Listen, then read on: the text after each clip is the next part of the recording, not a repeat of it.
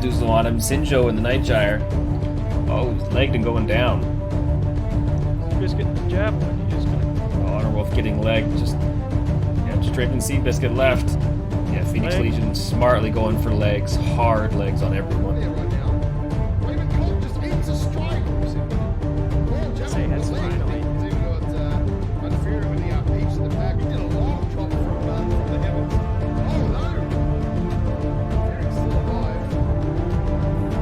It's one torso. Just no.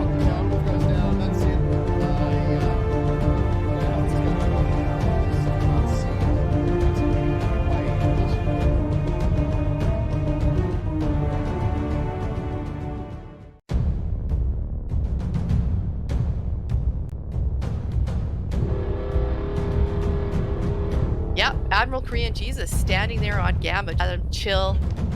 Admiral Korean Jesus knows he's got a nice Admiral Korean Jesus taking it from both sides. Bowser on one, Stim on the other. He's getting out of there. He's down to 64. Bowser's he's running around here. He's got Stim chasing him. And down he goes. From a single strike. Lermgod pushing in now. Dario gets Terminator. Dario finishing him off there. Lermgod finishes off. The Osiris is nearly dead. I think White Ace is the same deal. Yeah. He's there. He stripped him. I think he stripped him, or at least half of him at least. Maybe he's jammed. He must be. Oh, Red goes. Oh! Lizzie just ate a huge strike, and his Haddock and Daenerys are not going to... That shot lost. The Vid's taking a piece of Lizzie there. Lost all his... Yeah. I mean, yeah, Smoke has a grabbing camera, but... And look at how low Unbearing is.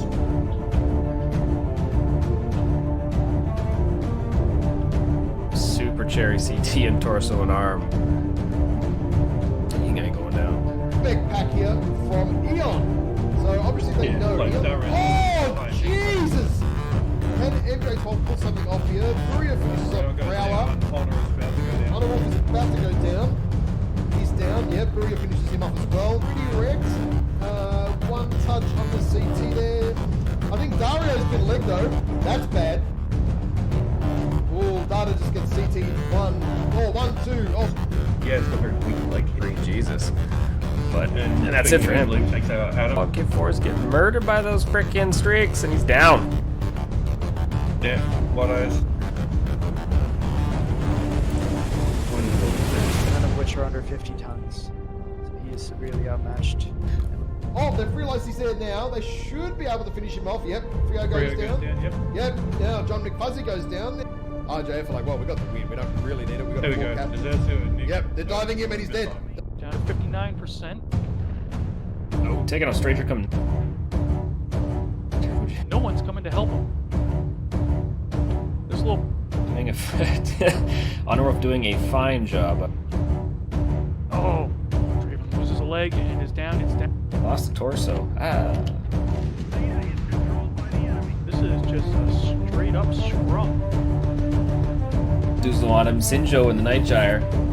Oh, he's legged and going down. Biscuit jab. He's gonna... Honor Wolf getting legged. Just draping Seabiscuit left.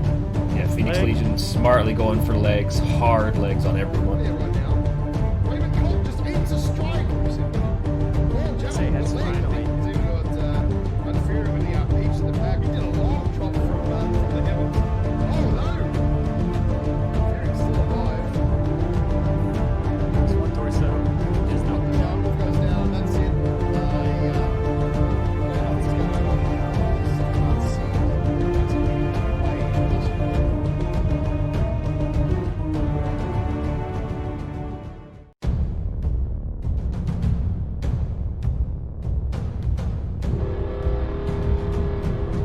Yep, Admiral Korean Jesus standing there on Gamma. Let him chill. Admiral Korean Jesus knows he's got a nice Admiral Korean Jesus taking it from both sides. Bowser on one, Stim on the other. He's getting out of there. He's down to 64. Bowser's he's running around here. He's got Stim chasing him. And down he goes. From a single strike. Lermgod pushing in now. Dario gets Terminator. Dario finishing him off there. Lermgod finishes off. The Osiris is nearly dead. I think White Ace is the same deal. Yeah. He's there. He stripped him. I think he stripped him, or at least half of him at least. Maybe he's jammed. He must be. Oh, Red goes. Oh! Lizzie just ate a huge strike, and his Haddock and Daenerys not going to... That shot was. The vid's taken a piece of Lizzie there. Lost all his... Yeah.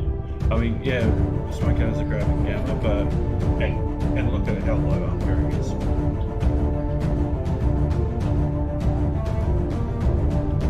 Super cherry CT and torso and arm. He ain't going down. Big pack here from Eon. So obviously they know like Eon. direct. Oh, Jesus! Can MJ12 pull something off here? Furia finishes off Growler. Honor is about to go down. He's down, yeah. Furia finishes him up as well. Pretty Rex. One touch on the CT there. I think Dario's been legged though. That's bad. Oh, Data just gets CT. 1, 2. Oh, Yeah, it's got very weak leg hit. Jesus. But And that's it for him. Takes out Adam. Kid 4 is getting murdered by those frickin' streaks, and he's down. Yeah, what eyes? None of which are under 50 tons. So he is severely outmatched. Oh, they've realised he's there now. They should be able to finish him off. Yep, Frio goes down. Yep. Yep, now John McFuzzy goes down. RJF are like, well, we got the win. We don't really need it. We got There we a go. cap. Deserves to it. Yep, they're diving him and he's dead. Down to 59%. Oh, taking on Stranger coming. No one's coming to help him.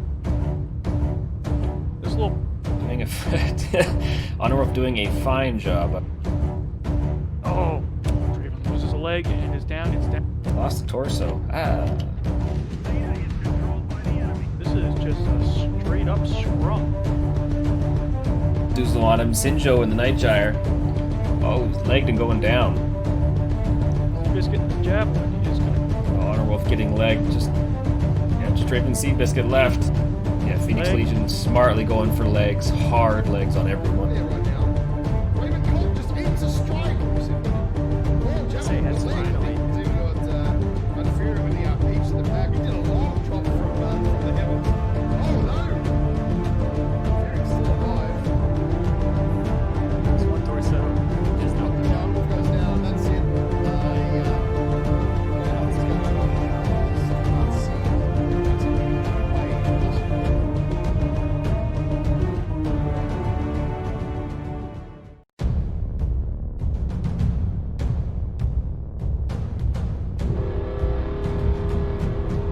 Yep, Admiral Korean Jesus standing there on Gamma. Let him chill.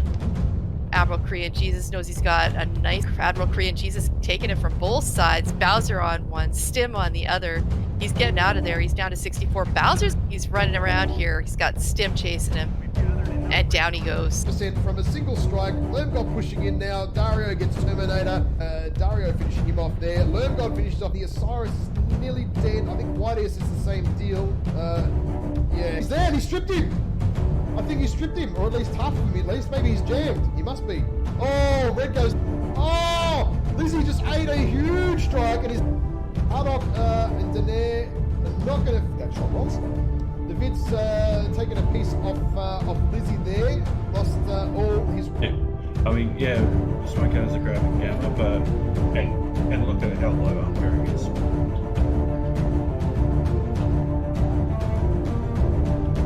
Super cherry CT and torso and arm.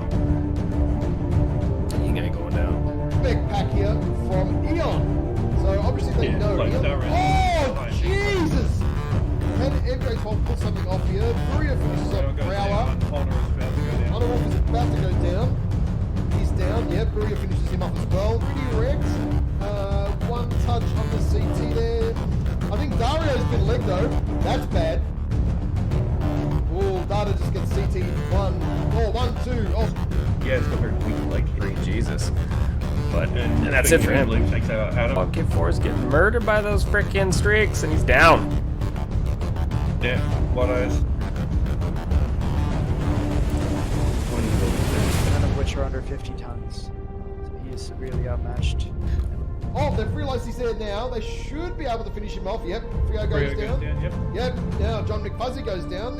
RJF are like, well, we got the win. We don't really need it. We got There a we full go. cap. Deserves to it. Yep, they're diving him and he's dead. down to 59%. Oh, taking on Stranger coming. Hello and welcome to Trials of Combat Season 2. We have a 2v2 leading out with Clan Extra Fleek, subsidiary unit of Clan Crossfire in Division E, versus Potatoes of Nox, a subsidiary unit of Ghosts of Nox, also in Division E. As you can see, a majority of Division E has already played their games. This is going to be the first match for these two, and it's also going to be the last match for Division E in Week 1. Let's go ahead and head over to the 2v2 and make sure that these guys are getting ready to go. One moment.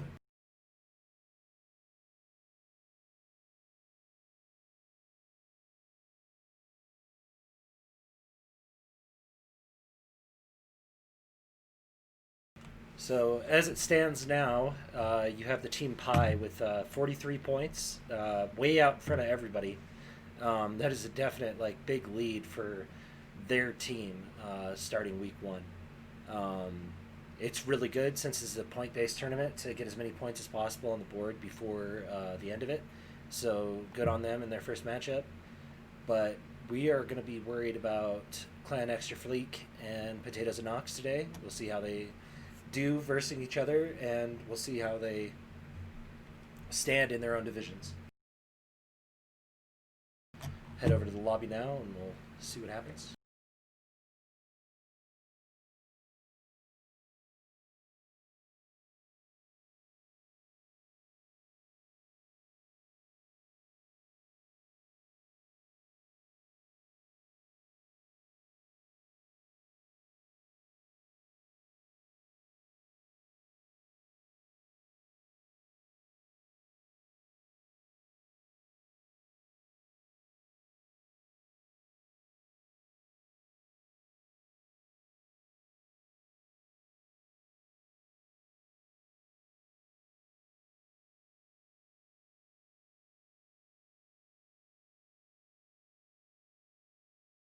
So after the 2v2, these two teams are going to be facing off on Frozen City Classic Night. Yeah, it's going to be an interesting matchup. Cap is Theta, which is off in the middle of nowhere out there in Bravo 5. So we'll see what these teams decide to do exactly when we get to that matchup. But for right now, it's just the 2v2. These guys have 150 tons to play with. Not a whole lot, but it still allows for some interesting combos. Like, for example, you could do an Annihilator and Hunchback 2C, or any 100-tonner and a 50-tonner, right? You could do a Crab 27 and whatever assault mech you want to bring. That leaves plenty of room for trading from range, brawl strats, whatever these teams might find as their strength. Leading up to the start of this, we'll definitely see what happens.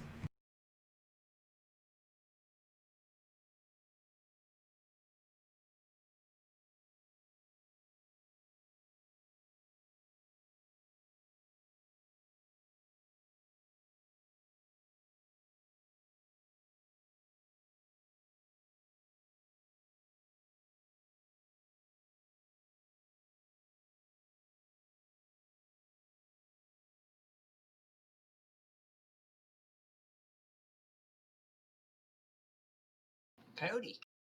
Hello, my co-caster's here. This is Shade03. Hey guys. All right, let's make sure Team 2 gets locked up and gets ready to drop.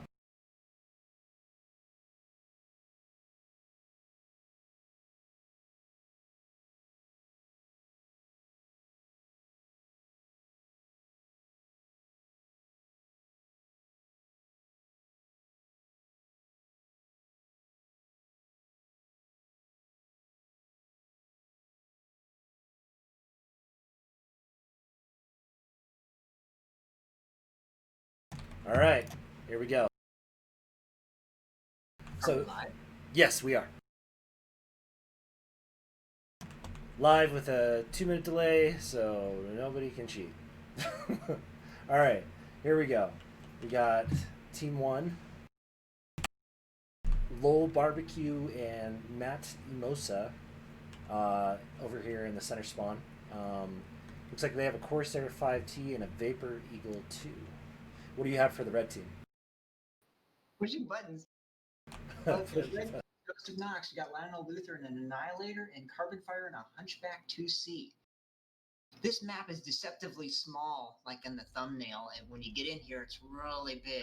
And I've seen a lot of teams, you need long range, or if you can get in their face really quick, Brawl will do, but long range seems to be king. What do you think, Coyote? Well, when I was playing on it earlier, just in practice, I found that the fog of the map is kind of deceiving, right? It seems like it blocks your viewpoint, but it really doesn't.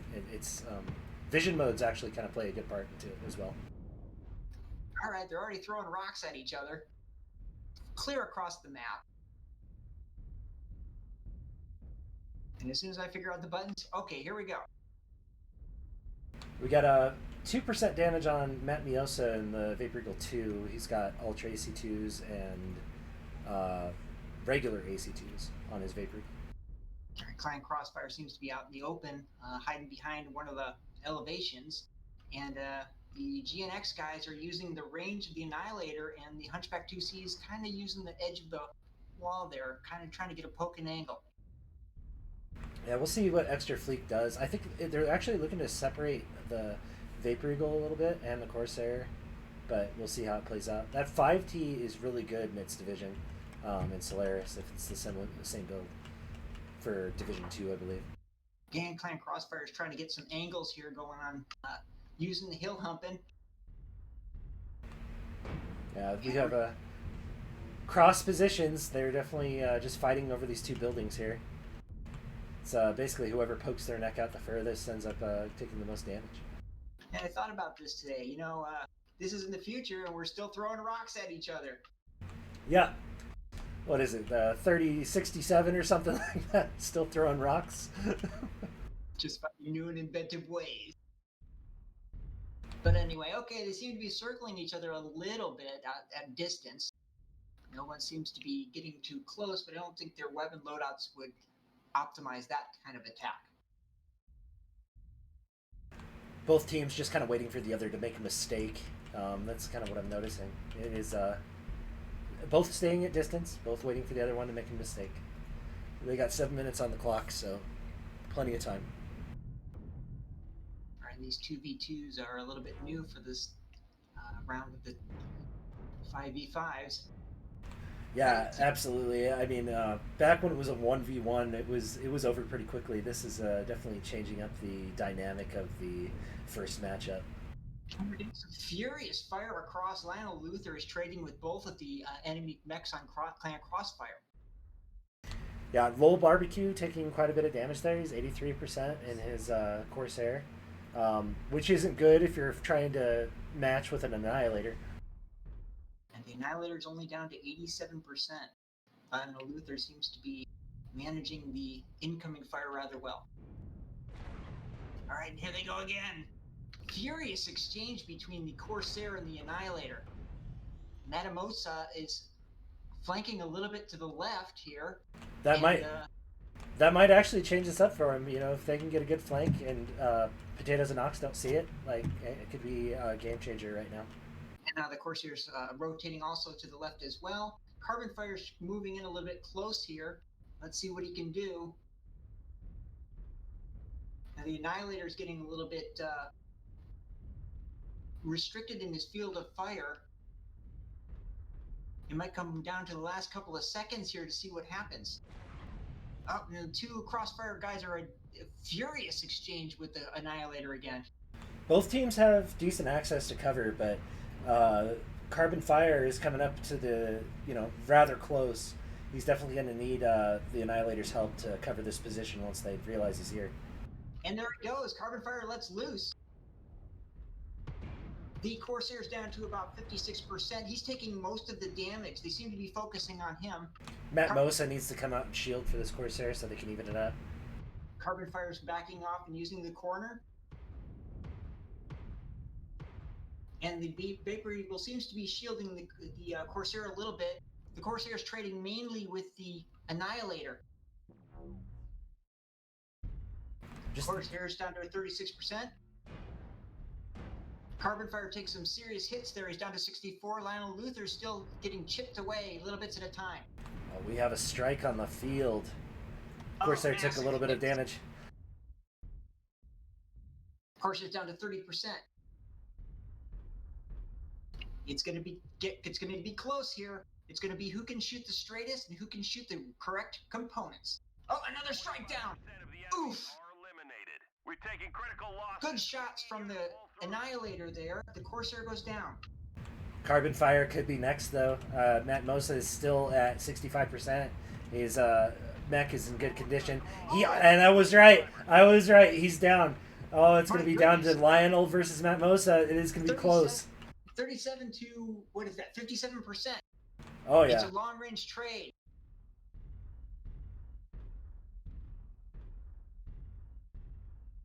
I see a problem here. Lionel Luther for Potatoes and Knox only has an ER large laser left.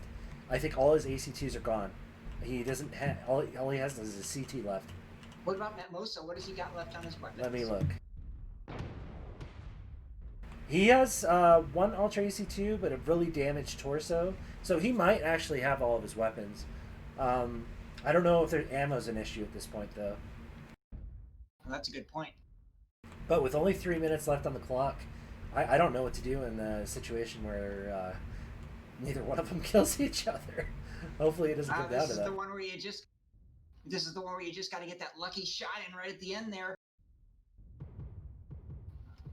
Wow, they're trading through a really small corridor here. And we know the Annihilator used all of its strikes because it was the only way that they could get the Corsair down at that point. And it's going back and forth. They're punching the they're punching the heck out of each other. Oh, something exploded on Matt Mosa. What was it? It was an arm, okay. Yeah. And Matt Mosa's running really slow. I wonder if he lost a torso. He did, actually, yes. His torso's gone. Oh, my Oh, God. I think he might be out of ammo, possibly, the way he's acting. Oh, that could be bad. This could end up being a draw. Oh, no. What's he asking for? Is it ref? Ref. What's this now? Do we have to call hold? What do we do?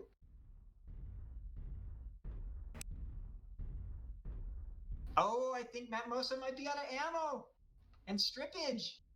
Ah, no. I don't know. He shouldn't have said I don't that know in what the to do. chat. No, he shouldn't Oh have my said goodness. that. But I don't know. Oh. I gotta. I think it just comes down to he either runs away or he eats it. I mean, what else can you do? Yeah, there's still 2 minutes on the clock. He's going for ramming speed. Oh, he's throwing it away. He might actually be able to wait. I'm trying to look at the rules for the 2v2. Let me see. Well, Pilots may not play for a draw or force an opponent to try and find them via hiding. Okay. So he has to take the hits. But that's okay, because we've got to move on anyway. Well done by all combatants in that fight. That was a great fight. Yeah, excellent fight. It's too bad they ran out of ammo. I wanted to see who got the shot in. Because they were both trading extremely well at distance. All right, go ahead and talk about the damage there that you see for a second. I'm going to get a more detailed version up and tell you what's going on. All right, team stats. GNX side. Oh, everybody put up massive amounts of damage for the amount of mechs that were on the field. Got Lionel Luther with 678, Carbon Fire with 355, Matt Mosa with 537, and Lal Barbecue with 341. Well done, both sides. Yeah, there was very little team damage, if not at all. Low Barbecue did like 2 team damage during that matchup. Matt Mosa actually destroyed 7 components next to Lionel Luther's 6. So That's awesome. it's pretty even on the components destroyed as far as carving their way through both mechs. Yeah, I wish PGI would put some terrain on that map. I mean, it's okay and everything, but like flesh it out a little bit, dudes. That's okay. All right, so now we're moving on to the next side. The 2 teams have to pick. The winner has to pick which side they want, and then we'll go from there. Our first map is going to be Frozen City Night Classic. And I love that map at night, and it's beautiful, and you can see for miles. But this would have been the time that I would have inserted some fake ads to liven it up, but I had no prep time because I just got off work and jumped right over to the computer and came on. But that's okay. Do you have that map strat that I sent you? Oh wait, yes, wait, hold on. Okay, I'm gonna load that up on the stream. Go ahead and talk about strats for these teams while they get locked. Okay, Carbon wants team 1, so I'm gonna switch them. Map strats, the tactics. Okay, hang on. Coyote literally sent me the guidelines for being a caster. Yes. And everything about 5 minutes before I came on.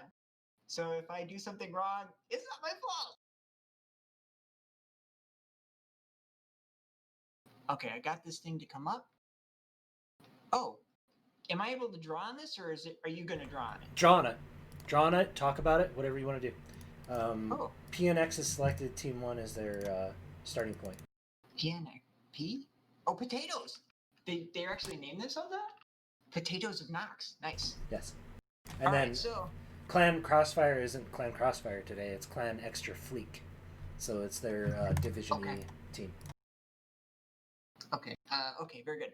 All right, so these two teams, this map, I don't know, there were a couple of things that can happen on this map. Usually, the combatants will start Bravo Charlie on both sides. And from Team 1, you can pretty much run down here to Theta and cap it. You can do a combined strategy where you go up to Kappa and, into this location in Charlie 4, Charlie 3. And then the same thing from the contralateral side, Bravos and Charlies, depending on what you want to do here. I mean, I've seen people use the strat where they go Charlie down to Charlie 5, Bravo 6, and set up a long-range strat to fire back at the overhang here while defending Theta. But I've also seen a lot of teams just run straight at each other and whoever can hit the hardest, the fastest, and shoot the straightest wins. I've also seen teams bringing lots of lasers and medium pulse on this one. And fighting in Charlie 4, it's death by 1,000 cuts. It comes down to who can shoot the straightest and who has the best focus fire. I think I was watching a game last night where there were multiple shutdowns. What division is this, Coyote? It's Division E.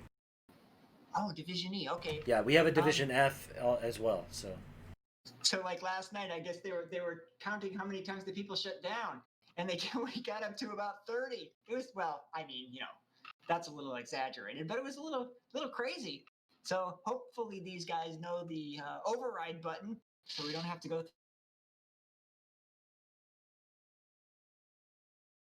Yeah, I've seen a lot of fights happen on the Charlie 5 outcropping as well. It's pretty much, that's like the start of the fight in most cases, is when the teams decide to jump over that and then contest anybody doing any kind of range strat or anything in Bravo 6 or that area near Theta. And that's very true. And if you can get an advantage in Charlie 5 in the overhang, and you have some range, and they're playing down low with B6 and Charlie 5 down there near Theta, you can poke them to death or hurt them really bad before you start to advance. But I've also seen the people use the ledge to get really, really close with a brawl strat, and then the other team's down low and they just jump right on top of them, and it just becomes a slugfest. Yeah, linebacker's definitely a good choice for this map. I mean, you could probably get away with an Orion too, if you were going to use that as your heavy. Yeah, I've seen that. I've seen that people use that. Yeah, this is what is the lineup again? It's 1 heavy, 1 medium, and 3 lights. That sounds correct. Yeah. So it really comes down to are you going to put most of your strategy on defending your heavy, or are you going to kind of throw your heavy into it and everybody else uses him as the supporting mech to kind of really isolate targets? Right, either screen them or shove them in the front. Yep, that's pretty much your only options. Depends on the pilot too, and a lot of it comes down to skill, who can shoot straight, and if you can get those back shots and then get those instant cores. And instant cores, and because there aren't as many mechs on the field, if you turn 1 or 2 mechs really quick, then the battle becomes very lopsided and it becomes one-sided to where the one team gets set back on their heels, and it becomes a very big problem for them to recover. But let's see. Okay, everybody's getting in the in their respective drop zones here. And once Team 1 locks, we'll get Team 2 going here. And then we'll drop and watch the blender. The blender. That's a very good analogy. I think that's exactly what this is going to turn into.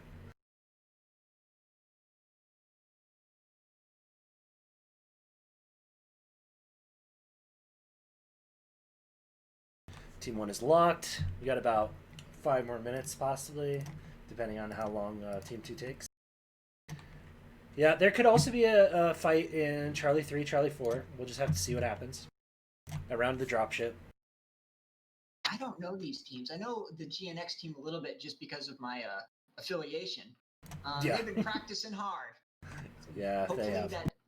and the other team, let's see what they can do and bring to the field.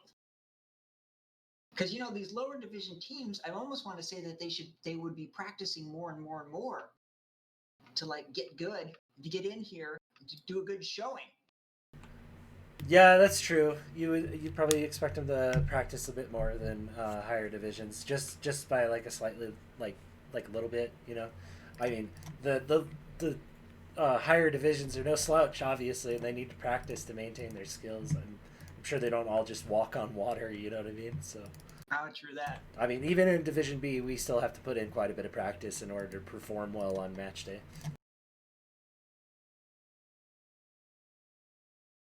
But then again, we'll see who's done their homework, taking a look at their builds to see if they've been following the MetaMex or if they come in with something that they think, based on their skill and building preferences.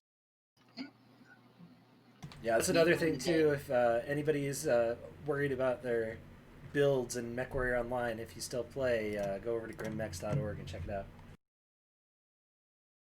Shameless plug. All right, let's see here. Team 2 has 5 minutes. Team 2 is locked. All right. Kind of locked. There we go. Here they go.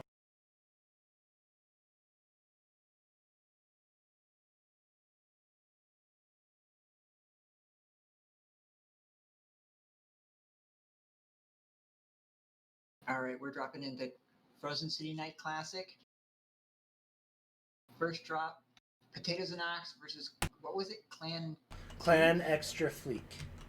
I gotta write that down. Speaking of Clan Extra Fleek, I got their mechs right here. I can see what they're spawning.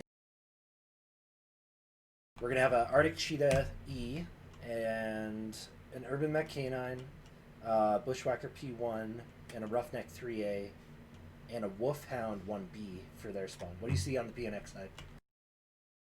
Whoops, I'm on the wrong side. It's okay. Hang on. All right, so the PNX guys, let's see, we've got, now I'm on the wrong side again. Oh, no, PNX is Potatoes. Blue guys. Yeah, they got the Beagle, they got a Beagle, a Vapor Eagle, they got a Commando, an Urban Mech, and a Warhammer 6R. Interesting. And then up high, they've got a Wolfhound Grinner. See if that ECM plays into their favor. All right, we're off.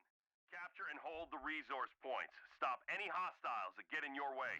All right, so Potatoes Knox is sending their Wolfhound in to take a look up near the dropship, while the majority of their lances are headed down the trench on the far left of the map towards Theta. They have a mech not moving, and nobody's calling a hold. What's going on? Interesting. I don't know. Oh, the clan Extra Fleek has actually sent someone through the tunnel, and he's coming out the backside behind Potatoes of Nox. They don't see him yet. That's interesting. All right, they have a hold. They have a hold. They have a hold. Yeah, they do have a DC. So if he doesn't reconnect by the 8-minute mark, we got to redrop this. Resource point Theta is copy that. Oh, okay. That Oh, what are they doing? Stop moving. Hold on. Yeah, we have to redrop. He captured Theta.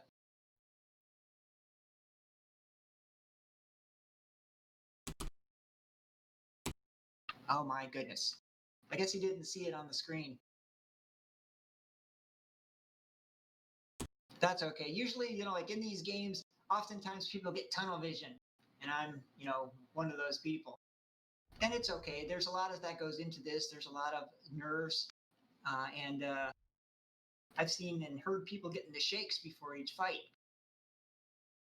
Yeah. You know, when you get that adrenaline surge. Oh, the adrenaline. That's okay. All right, so we'll get these guys out of here. Get that guy who disconnected back into the system, and we will redrop this match.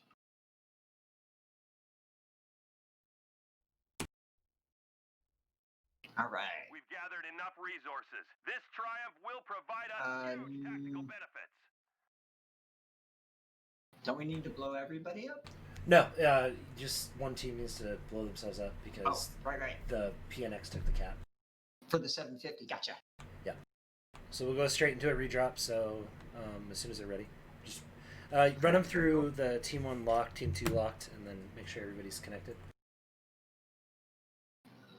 Okay. And just let me know when I need to launch.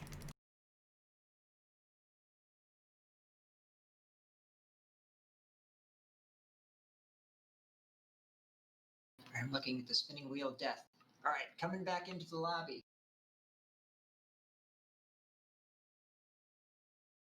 Okay, Team Extra Fleek. Who did we lose? We lost one of the guys. It doesn't look like he's disconnected.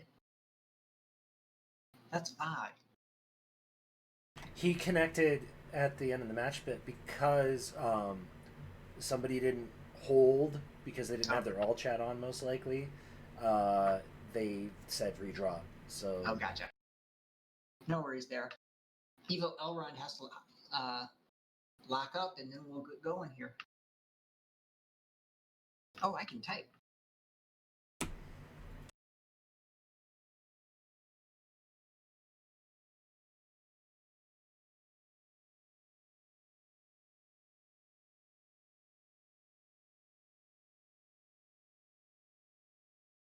All right, Team 1, hold on.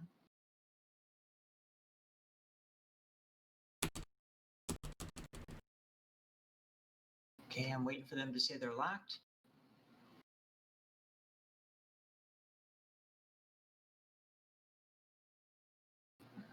That's Team 1 says they're locked. Team 2 said they're locked. Okay. We'll just verify.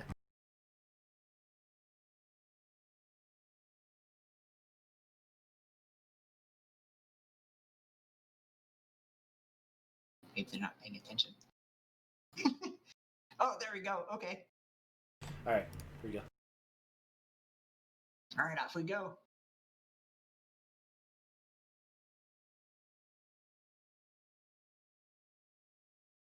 And by about now, everybody's jitters have calmed down.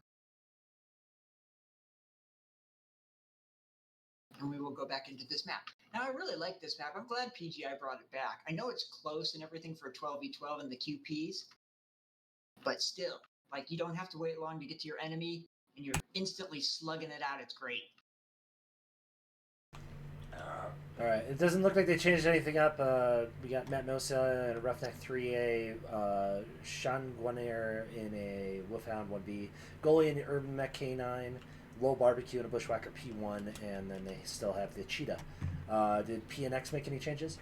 Nah, same things. Warhammer, Commando, Beagle, Irby, and a Wolfhound. All right, here we go again. They're going...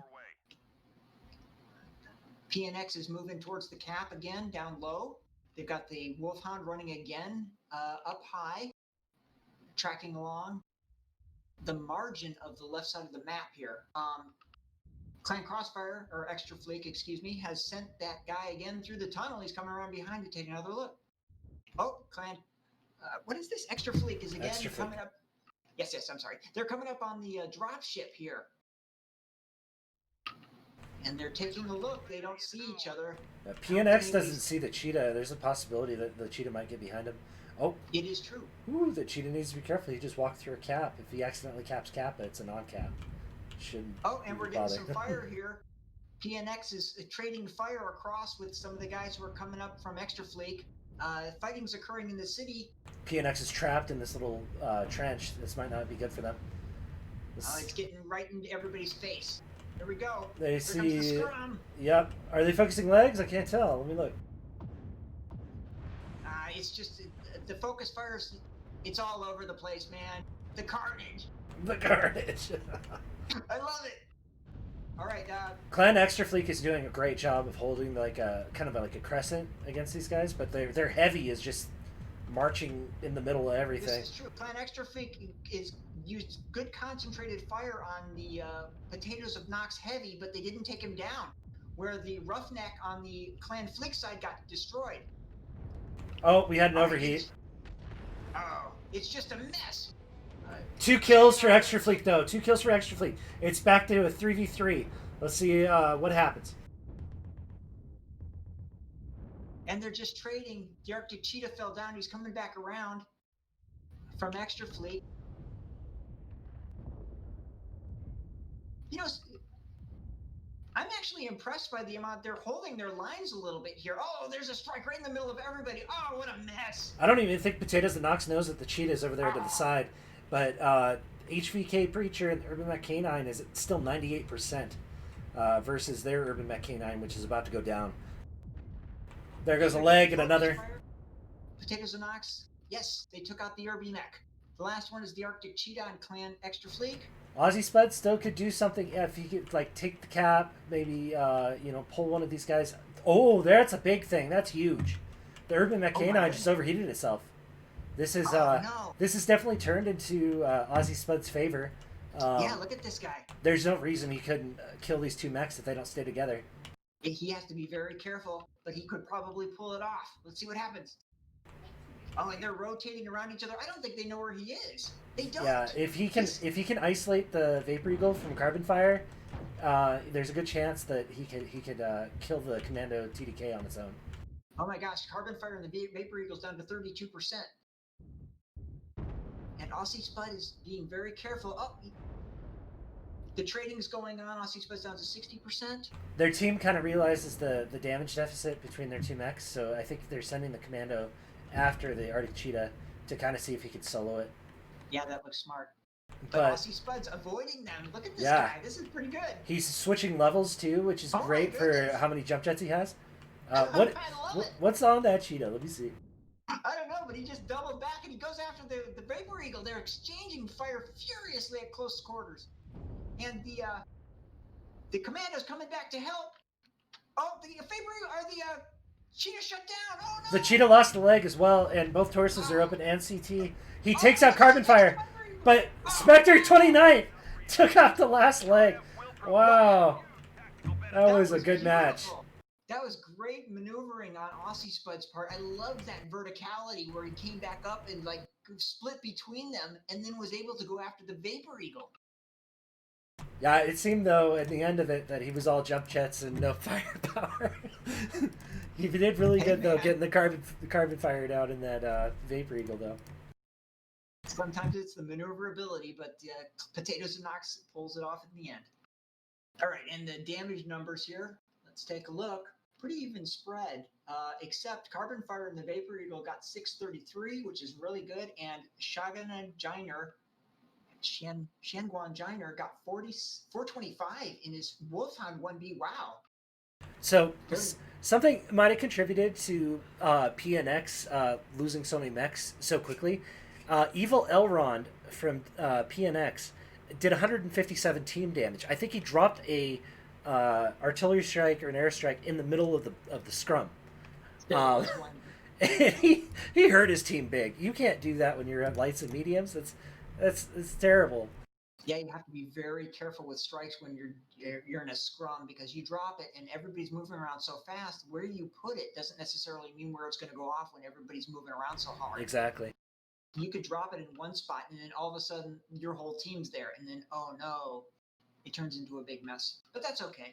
Sometimes that happens. Big shout out to Aussie Spud for being the last one alive and also being able to destroy 4 components. He was totally component focused and tried to pull it off for his team. Yeah, that was great. I didn't even notice that the PNX guys actually flipped the switch and like started getting tickets. I wasn't even paying attention to that. That was a good fight. So these teams seem to be pretty evenly matched, like in skill and in trading of firepower. I mean, like we've seen only 2 fights so far, but they've been pretty darn good. Yeah, it's been fun to watch. I'm having a good time watching both these teams. Even though they're new and everything like that, they seem pretty organized, and that's good. I haven't seen many people run through the tunnel like that and come up behind. That was a pretty good idea. And they didn't even know he was there, and he was able to get some good intel. All right, well, let's take a look at the tactics planner and yes. kind of like outline what you saw. Oh, all right. Let's see. All right, so we'll start with Potatoes and Knox. Their main force ran down here near the area of the lower, the ramp. The guy in Bravo, they had a wolfhound who ran along here and was acting as their scout. Whereas Clan Extra Fleek ran a guy through the tunnel here, and he came out and he came up behind them and was looking to see what was going on, while the remainder of their force ran across the top here in a big arc. Then there was a big scrub right here. And then it devolved into who could shoot the straightest, who kept their cool, and who didn't shut down. Yeah, And there was a moment in the beginning where the Arctic Cheetah actually like went over the top of Cap, and if you have all the Cap nodes like in your skill tree like picked up and everything like that, you got to be really careful, because if you accidentally cap the wrong point in these ToCs, it can kind of set the precedence for your team. You know, where like you have to kill the enemy team.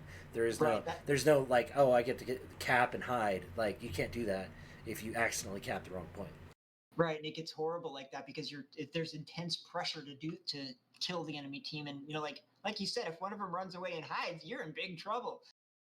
So then, got Potatoes and Knox came up in this direction, and then it just turned into a big mess. So but like I said, both teams, and I'm surprised at this div level that these guys are doing such a good job that I only saw one or two shutdowns in that entire fight. This is intense fighting where you're like flinging lasers at each other and just running your heat to the red. Yeah. And we saw that too. One of the urban mech canines destroyed itself, and it had no real reason to fire its weapons. Yeah, that's terrible. But I mean, regardless how it turned out, it was still fun to watch, and really enjoyed it. Go ahead and talk about Tourmaline for a moment. Oh, the Tourmaline. All right, so Tourmaline map. It's a desert. It's hot, but it's cold, but it's hot. Kinda. I can't remember, but in the past, I think they altered the temperature on this one, but I'm not sure. I can't remember. I'm too old. Anyway, so for Tourmaline, all right, so we've got the map strat up. Depending on which side you pick, many teams take a long-range strat on this map. I've seen a couple of teams take a brawl map, a brawl strat on this map, which can be extremely painful if they pull it off well. But the majority of teams that I've seen take range, and it comes down to who can trade at the range the best and throw the rocks the farthest. Part of this map and winning this map is won in the mech room, the mech lab. Because when you build your mech, you're looking for those quirks, you're looking for those things that help you get range, targeting computers, things like that. That'll give you just a little bit of an extra edge to extend your optimal range on your guns. So anyway, like Team 2, the majority of people run down here to Kappa. I've seen people run to Strat across here. I've seen people from Team 1 run the Strat. Usually this is a good place to hang out on Team 1 to trade long range across Kappa. Whoop, ignore that arrow. All right. And I've also seen people run strats where they come up on the sides over here. I'm remembering this map correctly. And run a couple of cover strats from this side. So it depends. I've also seen people run brawl strats all the way through here and do this. So depends on what you bring, depends on your build, depends on what you're comfortable with. So I want to see what these teams do. Oh, are we locked? Oh, we're locked and we're in. I wasn't even paying attention to that. That's all right. I can't see what you see, Coyote. That's okay. You don't need to see what I see. It's boring. I'm going to bring up the score screen real quick just so everybody can see where these teams are standing at the moment. All right, you'll have to talk about it. I can't see that. That's okay.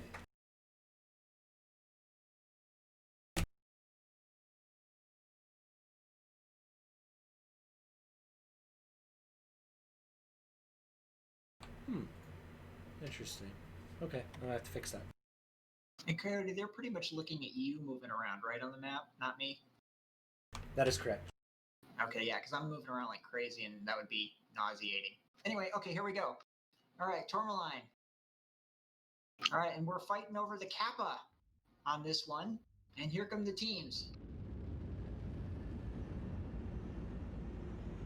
All right, I got PNX Wolfhound Grinner for their light. Then they have a Nightjar Prime, a Rifleman 2C, a Jaegermech DD, and a Commando TDK. What do you have for Clan Crossfire? Very nice. Or Clan All right, Extra so Fleet. Clan Extra Fleet. We've got a Night Gear, a Rifleman 2C, a Commando, a Linebacker Prime, and a Wolf Grinner. Interesting. So it's a little bit of a mix, unless on that Linebacker they've got some long-range stuff. All right, so the Clan Extra Fleet is coming down. They're actually trying to take Kappa, and they are trying to flip the cap. Command, confirm. Oh, and they have. Possession of Kappa. So they've taken and they're starting to count tickets. All right, from the other side, Potatoes and Ox are setting up, and it looks like it might be a long-range trade fight here, with Clan Extra Fleet having some guys down in the bowl. There's a little bit of trading of the small guys going on. Now, they have a triple trade line for PNX right now. But with the cap being taken by Clan Extra Fleet, they can play this however they want. So Yeah, they've got control of the map a little bit. There's a airstrike that went down. Didn't clip anybody. All right, and Potatoes and Nox are using that one spire, and they're rotating around it a little bit. While Extra Fleet has maintained control of the lower ground here, and they've also got some range guys set up. They're just waiting. It looks like they're counting tickets. They've got a UAV above the area right in front of Potatoes and Ox. yeah, one thing to note right now though is that the Night Gyre for Clan Extra Fleet is actually taking quite a bit of damage compared to everybody else. Yeah, he's sitting at 79%. It's continuing to go down. So I don't know if he's winning his trade necessarily, but Yeah, he's trading with 3 or 4 guys over there. He's trading with. he's 3 guys. he's doing really well for how many mechs he has to trade with. So That is true. Look at all that fire. Jeez. I think that Clan Extra Fleet is putting a lot of pressure on him to kind of hold this cap point, and they need to start helping him out. Let's see. As long as the tickets click, they can stand their ground. Yeah. The problem is, the longer you do that, the more long trades that go on, the weaker you get, and you won't be able to withstand a combined push. But it doesn't look like they're taking that much damage. Now, he did take a lot of damage, but he's buttoned up a little bit now, and it's just he's waiting. Potatoes and Ox are rotating the side a little bit here, and they're starting to rotate the corner where they might be able to see these guys down low. Oh, we got a strike over here on Potatoes and Ox. Sarcasm down to 69%. There was a strike that just went off around the same time on the Night Gyre Jade Kite. He just took a lot of damage. Oh, Hummer, what's he down to? He's down to 36%. Wow, that's pretty good. He's still keeping that mech together. Okay, now we're getting a furious fight down low. Potatoes and Ox have rotated, and they're dealing with the smaller guys down up close. Clan Extra Fleet decided to push, and they're coming in right now. Strike out towards the Linebacker Prime. We'll see if it hits, but it doesn't look like it's going to. And it's a bad scrum. Look at this. And Extra Fleet has Overwatch, which is combining with the close-in brawlers. My goodness. Evil Elrond takes down Shotgun Fist. Wow, you know, even though you're long range and you're in a scrum, those mechs can take a lot of damage. They can dish it out. Oh, Sarcasm goes down. Evil Elrond goes down. Potatoes and Nox are on the ropes. Yes, they are. 2 mechs is 76%. They're going to have to isolate this Jaeger mech quickly if they want to bring it back. Comes back. It takes one of the Clan Extra Fleet out. And it's, again, my goodness, look at that Commando. Oh, my goodness, Commando. Yeah, he's almost the invincible Commando. Off it goes. He's running away. He got away. He's trying to fight for the cap at the moment and trying to use the Jaeger mech's range to hold this together for Potatoes and Nox. We'll see what happens. But these two commandos chasing each other is hilarious. I love it. Both teams are actually using their Overwatch to moderate the commando fight. All the commandos got a little tired, so they're going to take a little break. Yeah. All right, Clan Extrafleet's moving up into position here. Carbon Fire's down behind the cover here, and they're trading back and forth. Here it goes. See what happens. They've that night gear, they're kind of shielding him a little bit towards the back. He's hurt, but he's coming up to help. And then look at the commandos eyeing each other. And Carbon Fire's trading with Matt Mosia. I hope I'm pronouncing that correctly. Oh, and It's here come okay. the commandos to quit. Yeah, the Jaegermech's stripped. It's down to the commando and whatever the Jaegermech can soak up for damage.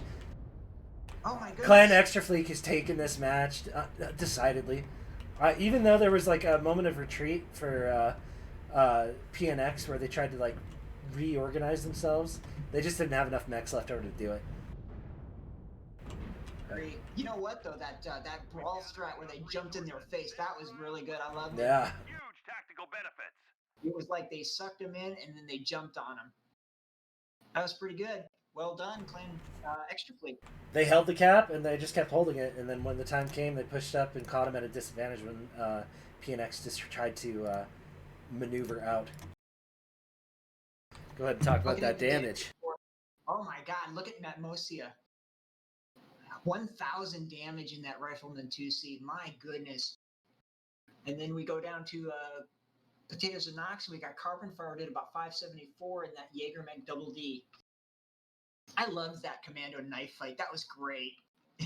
It's where you get two mechs that can't kill each other. Exactly.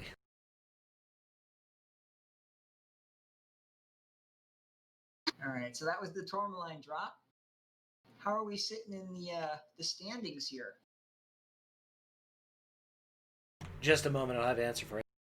Oh, okay, copy. All right, so let's take a look at the map strat.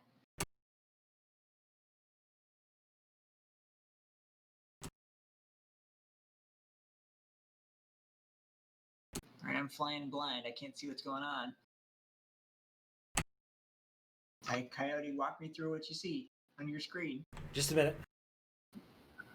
Anyway, that was great fighting by both sides. I loved the trading back and forth. That guy in the night gear on Clan Extrafleet's side, my goodness, he was able to fend off three guys from the contralateral side who were just flinging rocks at him the whole fight. Good piloting.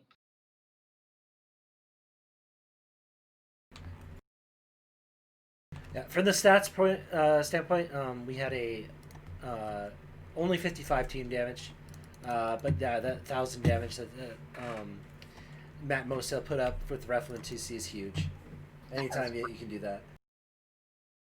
Oh yeah, I mean, like even if you're not hitting direct components or hitting one or two components at a time, you're just stripping armor, so like anybody can run up and just like take out a component, and then it turns the tide of battle. All right. So the next map we're going on is to River City. Do you want me to do a debrief on the strat map for Tourmaline, or do you want? Yeah, just a minute. I'm gonna bring. Make sure you do it quick. But I'm bringing up the scores right now. See if I fixed it. And what the? Oh no.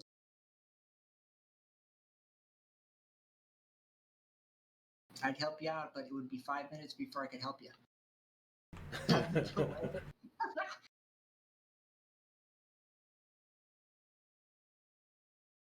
You know what though? Both of these teams, they're really duking it out. I love it. This is the stuff I live for. It gets your heart racing, your blood pumping. Well, we'll look at the scores later. Anyways, back to map strat. All right, so let's see. The Potatoes and Ox, they came around here. They set up some guys on long range here on the side. Whoop, that's a little bit too far. Probably right around here. And they got a little bit of a scope on Kappa, but they didn't completely see Clan Extrafleet, who ran some dudes right down in the beginning, right to Kappa, and then positioned some guys over here and down low where they couldn't be seen by the long range of Potatoes and Knox.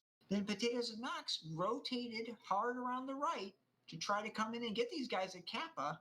And when they did, the Extrafleet guys were set up for brawl. So they jumped right on them the extra fleet guys in Fox 7 got into a position where they could provide Overwatch, and then this just turned into a big scrum right here. That was great.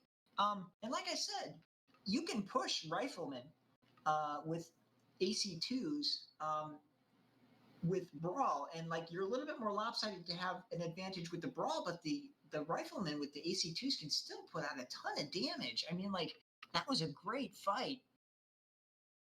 But it just seemed that the armor and the short rangeness of Clan Extra Fleet's mechs down low, being able to utilize their weapons at maximum efficiency at close range, was able to overcome the long range mech builds of Potatoes and Nox.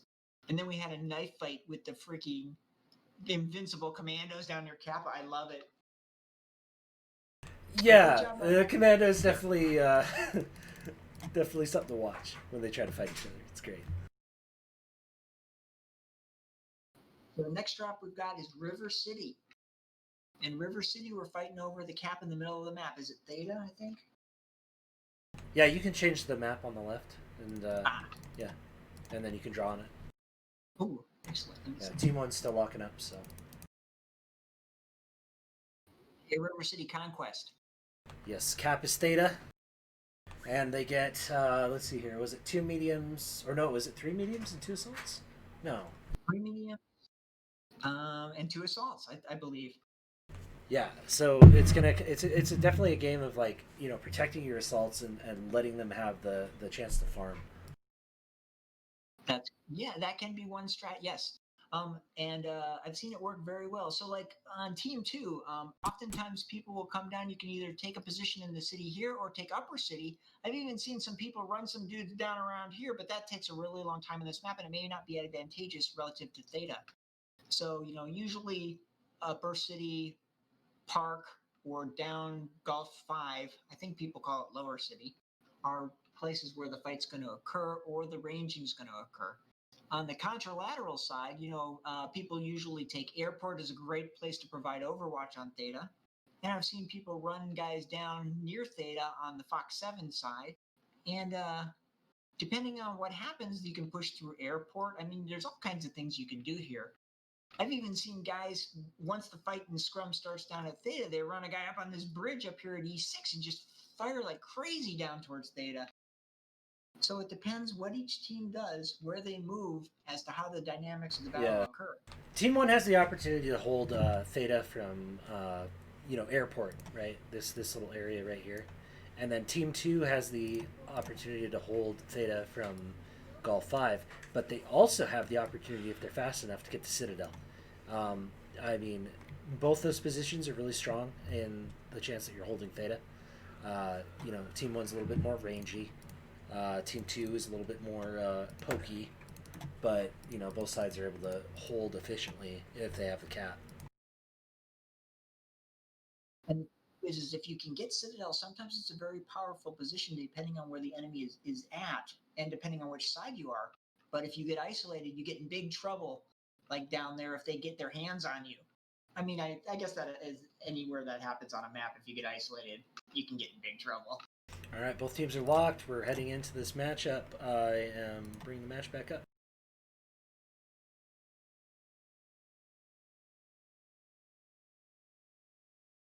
River City's another one of the maps that started out small and got big. Yeah. And I don't know what PGI is thinking with that stuff near the airport and that shuttle up there with C9. I mean, I've seen people fall way back there sometimes if they're pushed at airport, and it can be a good strat. But for crying out loud, PGI, give me some more room. Give me more. I want more map. More map, not bad. All right, here we go.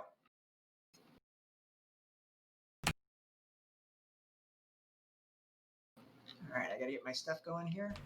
All right. You want to watch Clan Extra Fleet? I'll call it the Vex for PNX. And where are they? Oh, Dropships. So we just got to wait.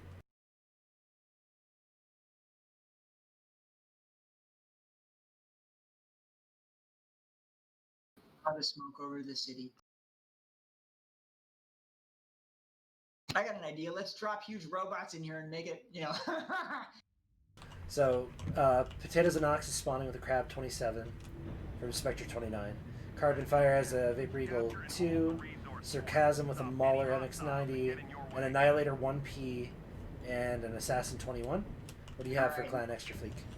Alright, Extra Fleet, we've got an Annihilator 2A, a Bushwhacker X1, a Beagle, an Assassin, and a Blood Asp. Ooh, heavy stuff. Heavy stuff. Let's, Blood Asp, that's a heavy puncher, man. Like, you get range, They also have the Assassin 23 heading through city right now. Alright, I'm going to look at some of the loadouts now while we're waiting for them to engage. It's going to take them a little while. Extra Fleet's moving their Assassin down into the lower city area near Citadel. He might be making a play for the cap. Potatoes of Nox on the contralateral side is using an Assassin also, and he looks like he's going for the cap. Oh, this could be a mess. Here they come. They're coming back towards the cap. It's starting quick. Both Assassins on the cap. They see each other. It seems like Evil Elrond wants to fight. But, I mean, that's the right thing to do if you're trying to push somebody off the cap. There is a strike on the cap. It almost looks like it's from a friendly. What's the R mean? Nothing, hopefully. And the Potatoes of Nox is getting some overwatch on the cap at this time. No one flipped the cap. So Clan Extra Fleet is sitting there kind of watching the guy on the cap, but they've got a lot of overwatch on him. He might have to get out of there. He's down to 76%. Yeah, he's bailing out. Potatoes of Nox take the cap and start taking tickets. And they're moving guys up. Boy, they're being really aggressive down near that cap. Clan Extra Fleet is occupying Rock Park at the moment, which is good if they can get enough mechs out here to eliminate the 3 mediums from Potatoes and Nox.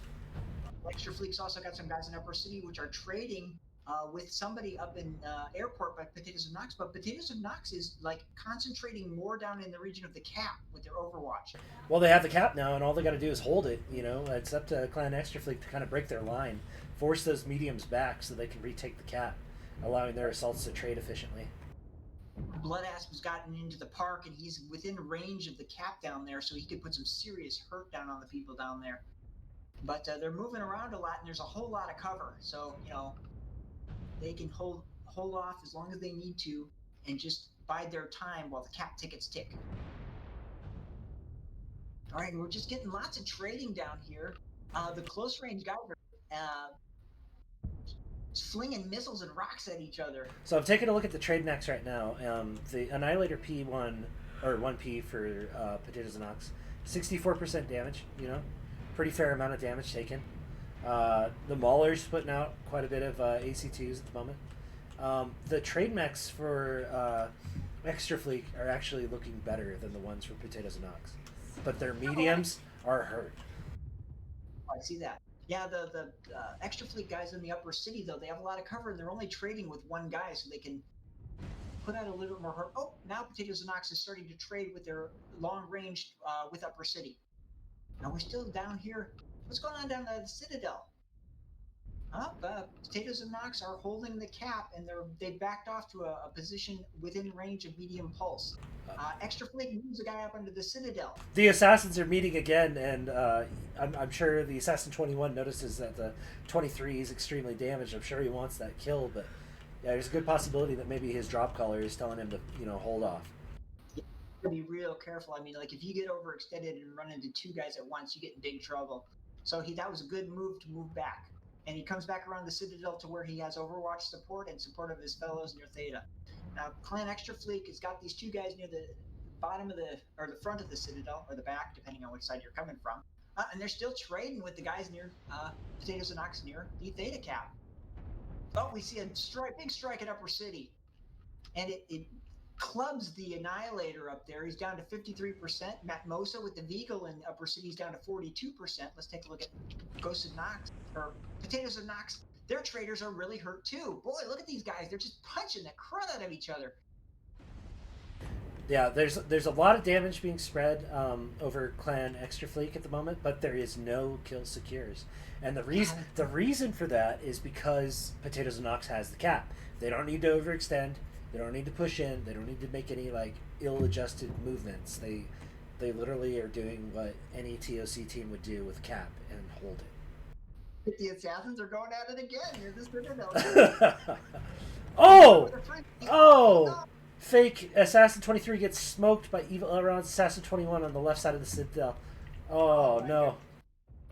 They were just dancing there, man. Well, he kept teasing that assassin, you know what I mean? But, I mean, yeah, at this point in the game, the real capper is the Blood Ash B. He's fresh enough to do it. So let's see if Extra Fleet can cover him.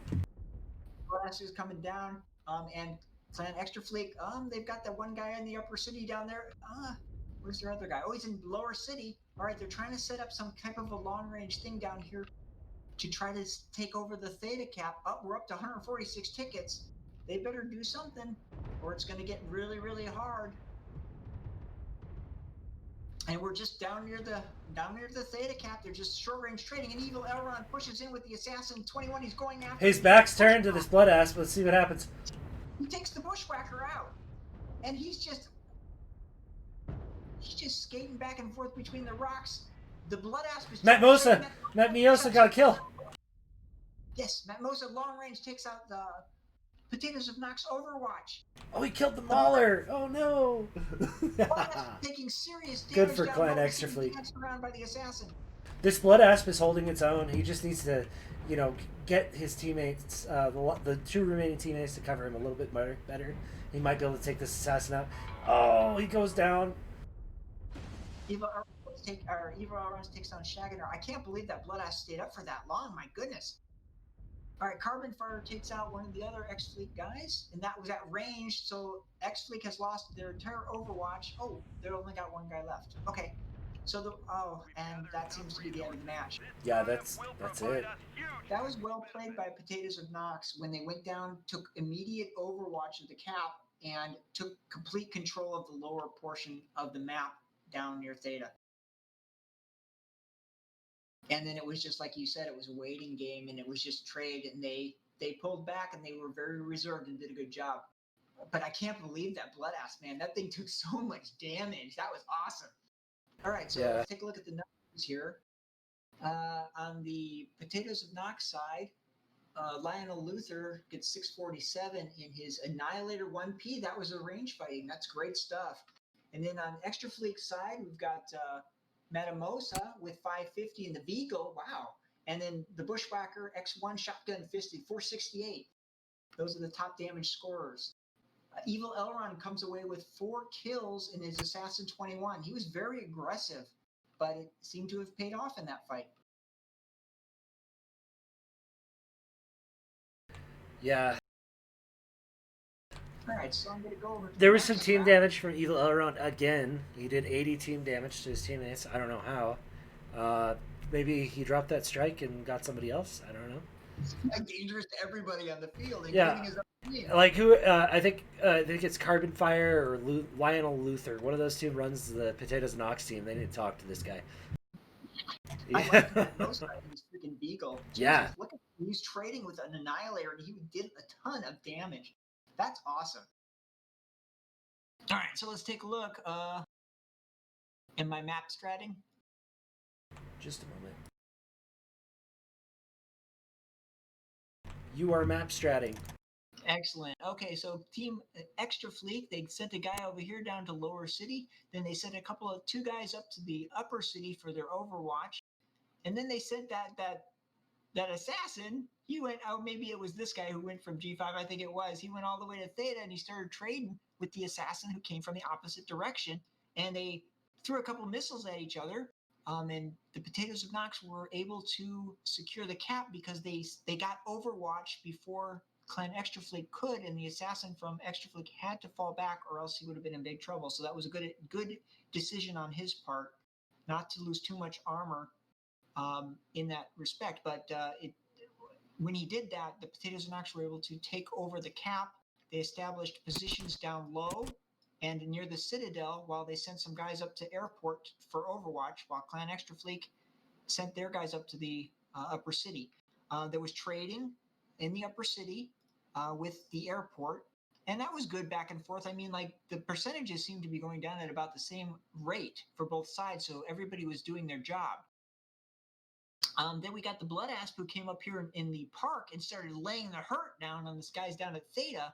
But the guys down at Theta had medium pulse and they had mid-range or excuse me, they had the range to get to him. So even though he was massively effective, it's really hard to hit those fast movers down there when they have medium pulse and just pop and run. And then we had some dancing behind the Citadel here with the two assassins twice. And it was great going back and forth. In the end, the assassin from the Potatoes Knox was able to take out the assassin down there. And then he started to get very aggressive and got in here while Clan Extra Fleek threw some guys down in here to try to retake Theta. Yeah. But in the end, Potatoes and Knox were able to repel him, use Overwatch. And I really liked the engagement between the two assassins over on this side. I mean, from the beginning, even on the cap at Theta, like, they were fighting, right? And then, like, the Assassin 23 from Clan Extra Fleet just kept coming back for more, right? Even though he was his percentile for quality of mech was much lower than the other assassin, they just continued to fight. And I mean, I gotta hand it to that assassin pilot for just being, you know, so aggressive to kind of like keep that assassin under control. But once that assassin was eliminated, Potatoes and Ox assassin had free reign over the map. Yeah, I loved it.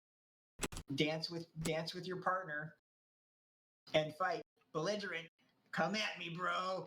It was really good to see two assassins too. You don't honestly see the assassin that much anymore, but seeing both teams running an assassin, that was hilarious.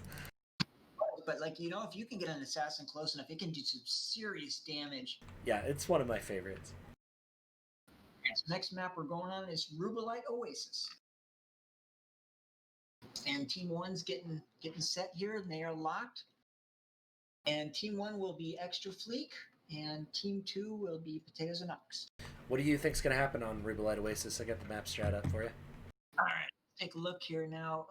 I think the majority of the mechs that you bring on this one are super heavy. What's our loadout again? What do we got? This one isn't it 3 assaults and like 2 mediums? Good check. Oh, wait a minute. It's a heavy, a medium, and 3 assaults. That's right. All right. Yep. So let's take a look. So Team 2, oftentimes these guys will move in here, not from Alpha, but from Charlie or Beta. Let's get rid of that line. All right, and take these positions up here in Echo 7 and Fox 7. Then you get Fox 6 is a pretty strong position too.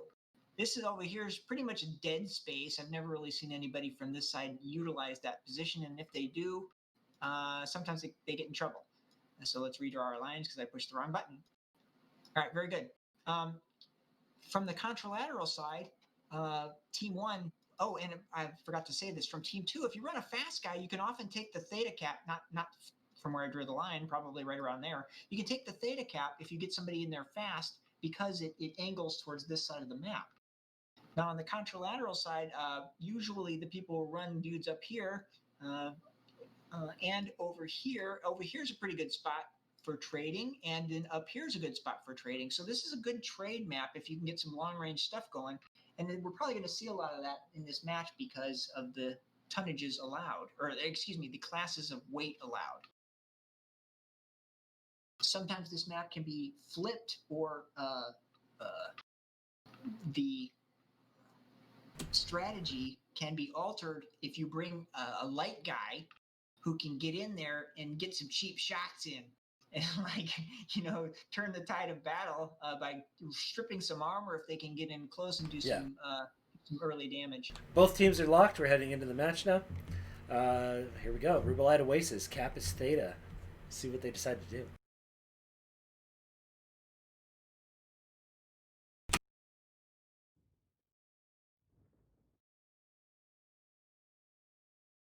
It's a map that has the fog up high. It's hard to see.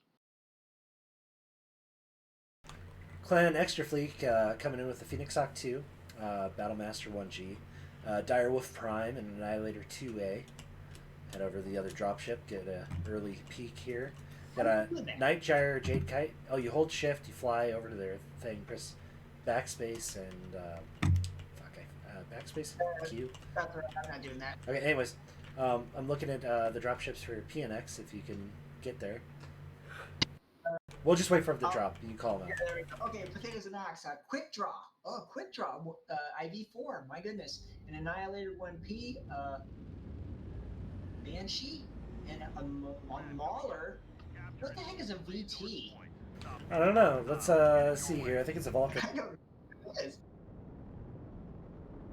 Yeah, I gotta take a look at that. It's a Vulcan VT5M with 1 large pulse laser and 3 ER meat. The Quick Draw has 2 MRM30s. The Annihilator has quad ERPPCs. The Mauler has 6 AC2s. And what does the Banshee have? I don't know how to do that. Press P, click on it, and press Enter.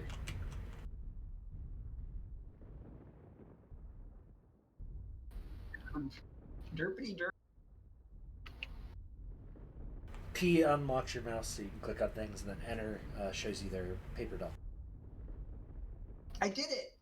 Yes. All right. Banshee has 2 ERPPCs and 4 AC2s, so that's an interesting build. Now I'm stuck. The Battlemaster 1G has, for Clan Extra Fleek, has 5 ER large lasers. The Nightgyre has 3 Ultra AC2s and 3 regular AC2s. The Direwolf Prime has 8 AC2s. And the rifle, or the Annihilator 2, has 4 medium lasers and 6 AC2s. Alright, what's going on? The 2 mediums are like furiously fighting each other. They're knifing each other to death at the cap. And we've got, this is the second strike that's hit the cap. No one was able to take it. Well, I think they might have learned their lesson from River City, and I don't think Clan Extra Fleek's going to give Potatoes and Nox this cap very easily. They're going to fight for it. The Vulcan gets up there and takes it from them. Another strike is dropped on Theta. Oh, and that Vulcan better get out of there. He's going to get toasted. Oh, he got away. All right, and then up here, we've got is this Clan X.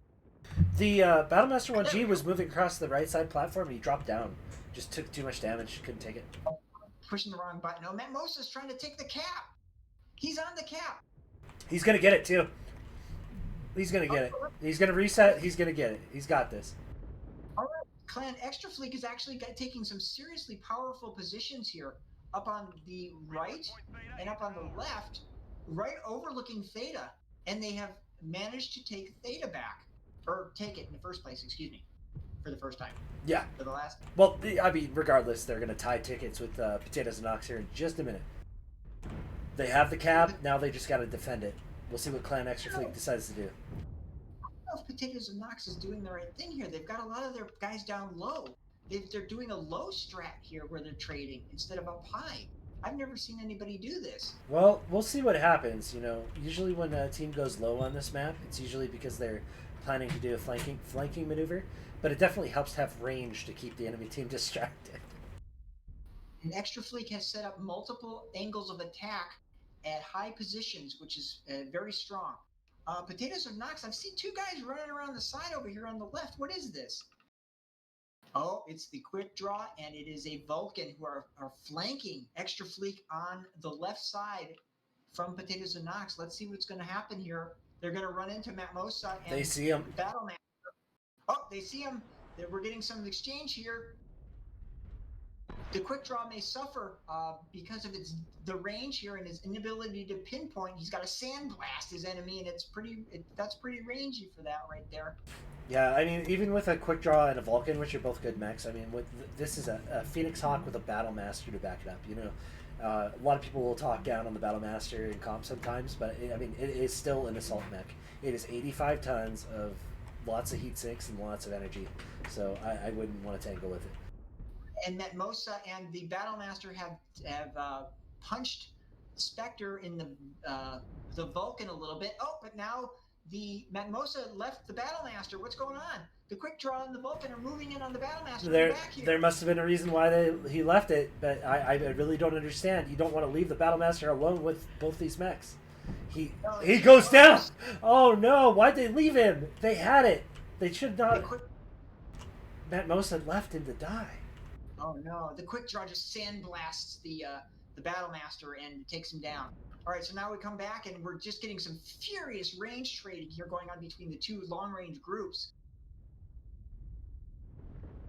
And Extra Fleek's got 2 long-range mechs. Nightgear's down to 55%, and the Annihilator's down to 49%. Let's take a look at Potatoes Nox. Potatoes Nox in the back there, Annihilators, it's pretty good. It's 96. They have a Mauler, though. That's hurt pretty bad. And Aussie Spud takes down Spectre, who was in the... So, after they got the Battle Master, they got a little bit cocky, and now they're pushing towards these the remaining heavies and assaults. But it's a quick draw. It's a quick draw, Shade. I really don't think they're going to kill it right away. The Lionel Luther at range takes out another of the Extra Fleek's mechs. Oh, and they turn around, and Elrond is taking a pounding in that IV4. From the Annihilator 2A, they've turned all their guns backwards, and now they're shooting backwards. So this is a bad position for Potatoes and Nox because they still don't have the cap. You can't leave that IV4 alone in the back, though. You cannot leave it alone. It will kill you. So they're just... Extra Fleek they're using 2 mechs to turn around and try and kill him.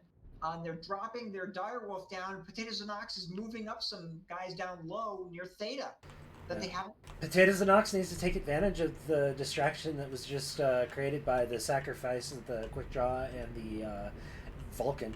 So. Oh, no, the Mauler and the Direwolf are right. Danger close. They're right next to each other. Oh, they didn't even see each other. This Mauler's dead if this Direwolf. Oh my God. Or maybe the other way around. I don't know. What is this? Is this Metal Gear Solid? Oh, the Mauler sees it first. No! Furious exchange. Clan Extra Fleek gets him though. Yes. Down Extra Fleek Direwolf Prime. So I mean, despite everything that's happened at this moment, we still have a 96 percentile Annihilator on the field. He's barely touched. He's a hot mech though, so we'll see what happens, what he decides to do. But it looks. Looks like some trouble. Look at this. It's Annihilator. He's getting flanked by Lionel Luther. The quick draw is still alive too. How is he still alive? I don't know. Oh, but so now this Annihilator drops. Extra Fleek still has the cap. I know. Potatoes and Nox has not made a move for the cap. This is really going to affect what happens. And they're just getting picked apart. Lionel Luther takes out Golly. Aussie Spud goes down. Extra Fleek is losing mechs. All Matt Mosa needs to do is just run away. That's all he needs to do. That's right. Because even with the tickets the way they are, they're past the point of no return, especially with the mech lineup that they have. That's right. It doesn't even matter if they turn it, because all he has to do is, you're right, he just has to run. Or deny him the cap. Well, he doesn't even need to do that. They're past the 150 tickets. No way they can get him, and there's no way they can take any more caps based on the rules. So they're in trouble. Yeah. Potatoes have not. Clan Extra Fleek is going to take this despite still being only 1 mech on the field. They're going to take this matchup. Yeah, I think you're right. Look at this. My goodness.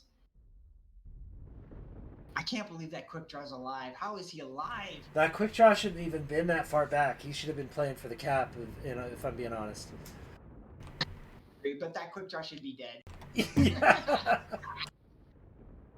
I don't know. That guy has 9 lives. All right, so we're coming around here. Let's go take a look at where Extra Fleek's hiding. But that's okay. I mean, this is what you need to do. I mean, there's no way he can take those 2 guys. Well, maybe he could, but he could. But I mean, he could try and fight him, right? But I mean, like at the end of the day, even if he goes in, say he dies, he's just giving Potatoes and Nox another point, right? You know. That's correct. Yeah, where it sits right now for this matchup, the Clan Extra Fleek is getting 5 and 3, so they're getting 8 points for this matchup. Oh, see. Yeah, that was a good move by Matt Moesa. How do you say that, Matt Moesa? Yeah, Matt Moesa. Matt Mosa. There we go. All right, and come over to Potatoes and Nox. Let's take a look. They're looking in the dead zones, and they're looking up high. And they're going. Yeah, there's only 40 seconds left. These are 10-minute matchups. You really can't negotiate the cap late game. You have to do it either in the beginning or at the 5-minute mark. You try to negotiate the cap any later than that, you're looking at the situation where the enemy team can just take their tickets and basically hide.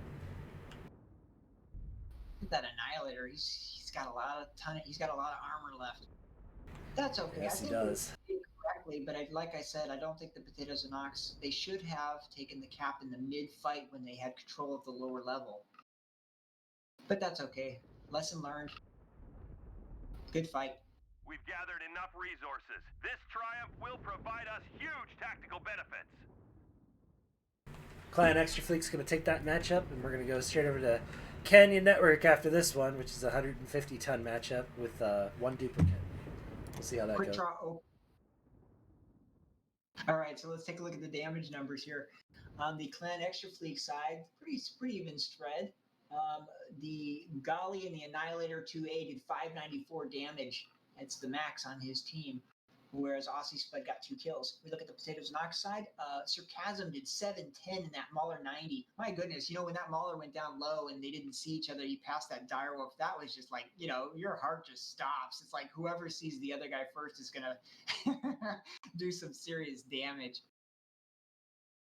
All right, so we'll go over to the map strat.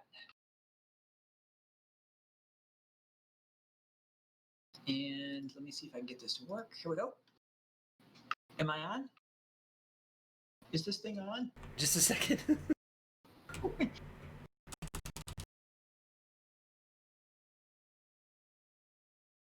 Just going to do a quick recap of the stats capture. Not a whole lot of team damage, not a whole lot of significant components destroyed. And then Shade already hit on the damage, so we're going to go over to the map strats now. I guess the Potatoes and Ox guy, who was causing serious team damage, decided not to do it this time. Tell us what you saw there, Shade. Go ahead. So on Team 2, Potatoes and Ox, they moved in to the... Am I looking at this right? Yeah, I think so. They moved into the standard positions, taking here, one up high, one here, and they moved a couple of guys down towards here, but, towards the mid portion of the fight. But we'll get to that. Clan Extra Fleek took up standard positions here. Well, I drew that wrong. Let's erase that stupid line. Let's try to erase that line. There we go. Clan Extra Fleek moved some guys up here. They moved a Direwolf right here, which is a very strong position to deny cap. And it also, when it turned to long range fighting, he had very strong position trading with the opposite side. They also moved the Battlemaster, and was it a Beagle, I think? I think it was a Beagle. Yeah, it was a Vulcan, right? No, on the Oh, yeah, that was a Beagle. Right, and then these two guys, and then the Battlemaster and the Beagle got into a No. fight. It was a Phoenix Hawk. I'm sorry. It was a Phoenix Hawk. You are correct. They were over here in Fox 4, and the Potatoes and Ox moved two brawlers around here, and then there was an exchange here. The Phoenix Hawk from Clan Extra Fleet retreated, and the Battlemaster was left to fight the Vulcan and the the IV4. The Battlemaster went down. The IV4 from Potatoes and Ox then went on a rampage with the Vulcan into the back line of Extra Fleet and caused some serious havoc. But in the end, and then there was just movement on both sides forward, where we were getting assault long range mechs right in each other's faces and just punching each other to death. It was great. And then, towards the end, Extra Fleet was able to maintain the cap and run their Phoenix Hawk into Zimbabwe, while Potatoes and Ox had the armor and the firepower, but not the speed, and they couldn't catch up to them, with Extra Fleet taking the match. So, as these guys get set, I'm going to go ahead and bring up the scoreboard to see the standings right now. We have a huge request for that. It hasn't been working that well, so you might need to do some math for the last match. But I'm going to bring that up real quick. Math is hard. Go ahead and get Canyon Network ready. All right, Canyon. One second. I think I'm keeping everybody in my house awake. Good. Nice. All right, so let's see. Conquest on Canyon Network. All right, let's erase all this stuff. All right, Canyon. Yeah, the last two matches aren't populating for the points, and I don't know why. But I know that the difference right now is 2 wins for Clan Extra Fleek, 3 wins for Potatoes and Ox. And with that being said, we have 1 matchup left. It could either be a tie for Clan Extra Fleek, or it could be a big win for Potatoes and Ox. But we'll see at the end. Since it's 3-2, doesn't the one of the matches you're counting, isn't that the initial 2v2 one? So what I'm counting is the wins. I'm not really counting the losses and the kills, right? Because the scoreboard's not populating correctly. But from what I can tell, if Potatoes wins this, they'll have a lot of points. If Clan Extra Fleek wins this, they'll be tied, or they will overtake Potatoes and Ox. So, Canyon Network, how many mechs have died on this map? How many, you gotta think, how many? All the mechs. All the mechs are dead. How many tournaments and things have been played on this map? It's nauseatingly sickening how many times we've seen this map. But it's okay because it's a fun map. So let's go to it. So like on Team 2, general strats on Team 2, depending on what you have. Oh, is this a 250 drop or a 255? This is a 250. It's a 250 ton with drop. 1 duplicate. Bring whatever you want with 1 dupe. All right, so you can do all kinds of things on this map. You could do brawl, you could do range, you could do mid range, you can do close poke. Or long poke. It's great. It depends what you want to do. It depends what works, what doesn't work, based on your experience and based on what you run into with other teams when you do scrims. So yeah, I mean, like Team 1, for example, like if they take the spawn in Charlie Lance and they kind of go around the right side of Delta 5, that's a good engagement, depending on the mechs they decide to bring.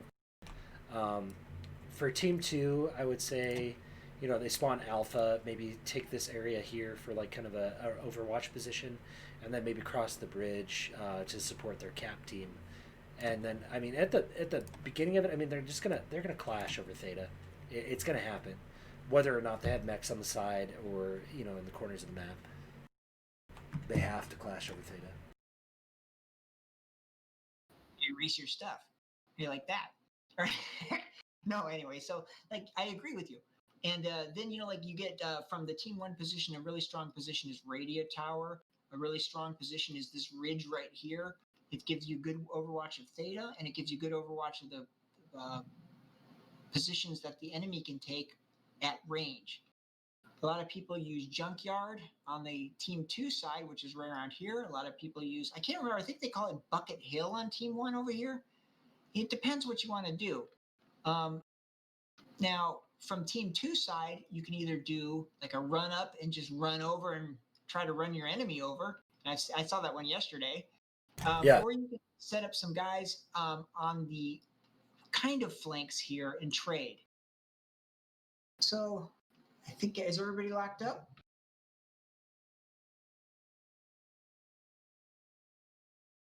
I believe so. Team 2's still working on it. Talking about stuff. Oh, there we go. All right, this is the last one. Let's get in there. Let's do some damage. Let's do it. Save the metal. I'm going to try scores one more time for the audience. We'll see what happens. I tried to fix it. We'll see if it populated correctly. Okay. This might have worked. All right. So, as it stands now, Potatoes and Ox has 28 points. Clan Extra Fleek has 24. This is the last match in the lineup. All right, back to the action. Close.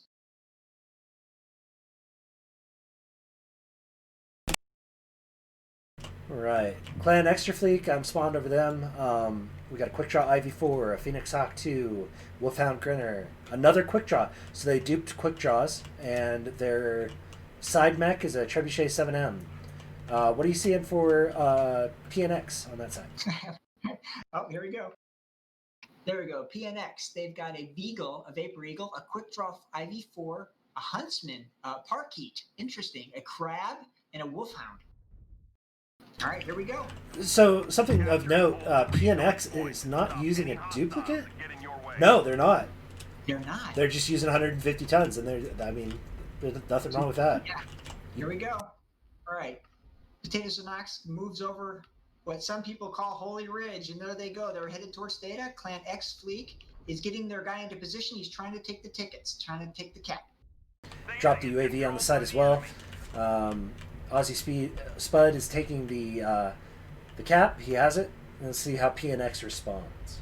All right, PNX is moving some guys up to the opposite. Oh, Lermer boat. It's the trebuchet. Oh my God. Lerman from the ditch. Oh my God. All right. I guess we'll see. There are 2 UAVs above Theta, which is going to help that out, but I don't know, man. Let's take a look. Is he getting joy? He's getting some joy. Yeah, they need to. Whoever's getting lermed right now needs to reassume like a cover position. All right. So Clan Potatoes of Nox moves in and takes Theta. Clan Extra Fleek is moving around the right. They got a flank on the last locked target for the Lerm boat, which was the Wolfhound 1B, who's at 55% at the moment. Oh, the X Fleek is moving in with their quick draws, and they're sandblasting the guys on Theta. And we still see those Lerms just keep flying. Got an outbound strike towards the quick draw IV4 from the Theta Cap. An inbound strike on the Theta Cap from Clan Extra Fleek. The Wolfhound over here is isolated. Potatoes and Ox is noticing this. This might be the play they need to kind of come back in this position. But Lionel Luther, Huntsman Packett's kind of isolating himself on the Cap. Clan Extra Fleek's going to have to respond. But, I mean, even though they have a Lerm mech, Clan Extra Fleek, they're fighting with 4 mechs versus 5. It could be a blessing or a curse. What do you think? The 2 IV4s are being very aggressive on Theta, and Lionel Luther was able to hold both of them off, and he only went down to about 56%. Spectre's at about 31%, and that Wolfhound, a lot of that was that early Lerm damage. Oh, and we got an arty strike. Oh, that was old. I didn't see that one. Oh, we got another arty strike up on top near Theta. Didn't see that one either. My goodness. All right, and we've got the 2 teams have settled on either side of Theta respectively. Spectre goes down. I think one of the IV4 sandblasted him to death. Yep. We've got just some trading going back and forth across Theta. We have some all chat typing. Shotgun Fist says, so I don't know what that means, but. Went to the button. Aussie split on the right down here with the Wolfhound Grinner. He's down to 41%. Potatoes and Ox is getting a little clustered there across Theta. Clan Extra Fleek is recognizing this, and they're moving in. Lerms just keep flying. My goodness. Potatoes and Ox, Carbon Fire goes down by Aussie Spud. Evil Elrond is pushing in. Oh, he's pushing right into the middle of them all. Oh, my goodness. Oh, he gets a kill. But he's not going to get a second one. Maybe not. I don't know. 2 of PNX mechs go down. There's only 1 left. It's the Crab 27. And then Aussie Spud's down there in that ditch with that Wolfhound. How is that thing still alive? Anyway, okay, we've got the Crab. Sarcasm's up on Theta. He's trying to hold it. He's the last one alive. He's fighting 4 dudes. Oh, no. Ooh, look at the missiles. The Lerms. The Lerms are real. All of Potatoes and Nox mechs go down. All Clan Extra Fleet needs to do is just take the caps. And that's what they're doing, starting with Theta. That was well done by both teams. Extra had those extra sandblasters who went in there and just were so aggressive. I mean, like you can't stand against like just constant MRM 30s from 2 IV4s. Well, they had all the missiles. I mean, they had the trebuchet slinging Lerms. They had the quick draws with the MRMs. I mean, aside from that, I mean, they only had 2 medium pulse mechs, the Wolfhound Grinner and the Phoenix Hawk 2. So, I mean, it was all just missile focused, armor focused, and just really utilizing the terrain to their advantage. I picked on those Lerms, but those Lerms actually just like over time, if you leave that guy alone, he will you down. Yeah, well, the Clan Extra Fleet did a really good job of screening for their team. Screening for that Lerm boat. Making sure that he didn't get pushed. I'm sure Potatoes and Ox would have liked to push that Lerm boat, but the way that the Clan Extra Fleet screamed for it, and the way they utilized UAVs to increase his lock amount, they did a great job. I agree with you. They rotated so that they were in between the Lerm boat and Potatoes and Ox. That was a good move by Fleek. All right, so we go to the damage screen, and we got on the Fleek side, Shotgun Fist in his The Trebuchet did 700 damage. Oh my god, with those missiles. And then you got Lal Barbecue did 696 in fake in the quick draw, both in quick draws, and he did 647 fake did. Wow, look at all that sand blasting. Then we go over to the Potatoes and Ox side, and we've got there's a pretty even damage spread. Carbon Fire got the most in 398 in a Beagle too. That's a good game. I was surprised by the one. So what are we talking about on the scoreboard, or should I do the map strat? We are going to do the scoreboard. So go ahead and keep talking about that for just a minute. Map strat. It's not on the screen, but it's fine. So both teams approached Theta. They faced off with each other for a while. Team Extra Fleet rotated a little bit and used a Lerm boat to just constantly put pressure on Potatoes and Ox while their Sandblasters or IV4 stood up in front and were very aggressive. The Potatoes and Ox were trying to trade back and trading went back and forth a little bit. Potatoes and Ox, a lot of them jumped down in the ditch on one of the Wolfhounds, and amazingly, the Wolfhound pilot was very good and was able to survive like while he was being fired at by 4 guys. That was awesome. And then he was able to get away. He gets props. And then then they rotated. They kept the pressure up with the missiles and eventually wore down Potatoes and Ox's armor to the point where. Yeah, I mean, Team 2, they spawned, or Clan Extra Fleet, they spawned that Trebuchet over in Charlie 3 from the Alpha Lance, and he just, this trench was his, right? And he just sat back there while his team screened for him, protected him, and Potatoes and Ox really couldn't do anything. Interesting strat. All right, we're going to hit you guys with the finalized scoreboard. Let's see if it works right. And then we're going to move towards an interview. Oh, my goodness. With both the team leads. We'll see if they join us here in a moment.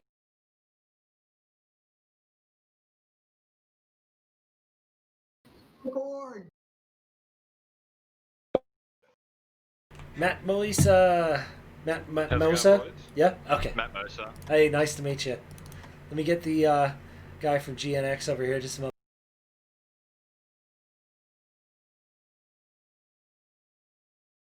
Hey. Whoever's comp drop or come over for interview, MWO comp, please. Okay. Whoever your leader is. Carbon. Yeah. Got everybody? Hello. Still waiting on the GNX guy. He'll be here in just a minute. No worries. Do you guys have the final score? Yeah, it's up right now. Clan Extra Fleet 34, Potatoes and Ox 29. I think. It was gonna be close. Yeah, it was very close. Very close. It was a good game. I had a lot of fun casting that. Oh, I'm glad. Carbon Fire's here. Potatoes and Ox. Hey, buddy. Welcome. Hey, man. Very good game. Holy shit, was that close. I like the zombie annihilator versus in the duel there. That was fun. Oh man, I couldn't believe it. Like, he would have a laser, wouldn't he? Yeah. And there was some where we were both like beaten bloody with like felt like 1 hit point left each, and we're still just punching each other, and it felt like a tie on a lot of those matches. Mate, there was so many close matches. It was just game for game. I was at the edge of my seat for a lot of them. Yeah. I felt bad on Ruby when I just did the runner. I'm like, nah, this isn't going to happen. I'm out. Oh, yeah. We were mentally calculating it. And by the time we realized, like, fuck, we're out of time. Like, it was like, he's running. It's okay. Yeah. Yeah. Great fights back and forth on both sides. We were a little surprised at the Lerm strat on the last one, but it seemed to work very well, especially when screened by those 2 IV4 Sandblasters. That was great. Oh, yeah. It's missiles galore. Yeah. We weren't anticipating that. We had a AMS deck, but then we were at the last minute. We're like, you know what? Maybe it's not going to be missiles. Oh, we were so wrong. Yeah. Yeah, the dirty treb. Yeah. the River City map, the Potatoes and Ox did very good control of Theta with their Overwatch. But the Overwatches where we looked at the damages, you guys were trading equally back and forth, punching the crud out of each other. It was great. The highlight of that match, though, was for the two assassins who were dancing with each other. Yeah. You guys got to watch the replay on that one. I need to watch that one back. It was chaos on our side. We had no idea what was happening. There were mechs everywhere, and I'm just like, what are we doing? It was nuts. Even the Annihilator had to be like a standard engine, so when we halved him, he's still coming. I'm like, uh-oh. Yeah, he was. Yeah, I mean, back to back. I mean, from River City to Rubelite Oasis, it was just good examples of excellent cap control from both teams. You know what I mean?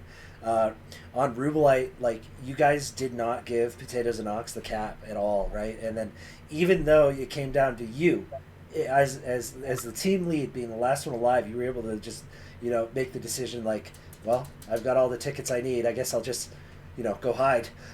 So, you know, it's one of the more upsetting, like, losses that you see in Trials of Combat, but it is a perfect strat. Like, I mean, if you can get the ticket amount and hold that cap, like, you know, why fight? Right. It's the correct decision. We saw GNX do that, actually, on that map. Yep. Yeah, I felt dirty about it, and then once it hit to the point where I'm like, well, I've got this. Do I go looking for a fight now? If it's like less than a minute to go, see if I can get a point. But a quick draw and Annihilator versus a Phoenix, well, I don't know how well it would have gone. I reckon I would have got the head kicked in. But good games by both sides. It looks like you guys practiced, and I look forward to seeing more fights from both teams in this division. Yeah. Hopefully the games are just as good. So speaking of this, how do you guys? How many new players are you guys bringing into the comp? I know you guys are Division E right now, so like, how many new players per side are you guys like bringing into this new, you know, kind of set of game modes that they're not used to? We are running 2 really green pilots. I think it's their first comp games. So, you know, getting them not to crack under pressure and do whatever they do is going to be a struggle. But I think they did reasonably well on these drops, and hopefully the team thing will set in as the season goes on. Yeah, absolutely. What about you, Carbon?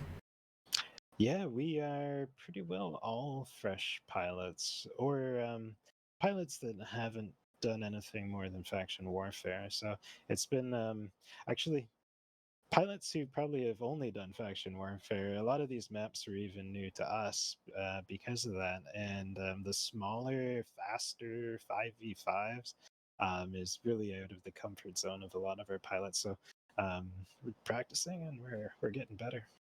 Nice. I'll say. How do you guys feel about Trials of Combat as a whole? Like, you liking the tournament so far? Like, you're not having any issues with, you know, switching from the original 1v1 that was in the beginning to a 2v2 now? Like, how do you guys feel about it? The format's good. I think the thing with the 5v5 is your faster medium pulse mechs are always really strong for their tonnage. But aside from that, it's interesting what you can come up with the way it's all formulated. Mm-hmm. Yeah, it's been it really shifts the emphasis away from something like a 12v12 quick play where it's just NASCAR and hiding behind people, and it also is different than faction play because there's room for people to farm damage and play differently there. So getting down to a 5v5 competitive environment where like every bit of tonnage counts. Like we probably spent weeks going back and forth on, you know, what's the best way to use 250 tons? Do we throw in assaults or do we, you know, split it equal? It's really raised a lot of new questions about how people build their mechs in our unit anyway. Yeah, there's definitely a huge difference between, you know, faction warfare and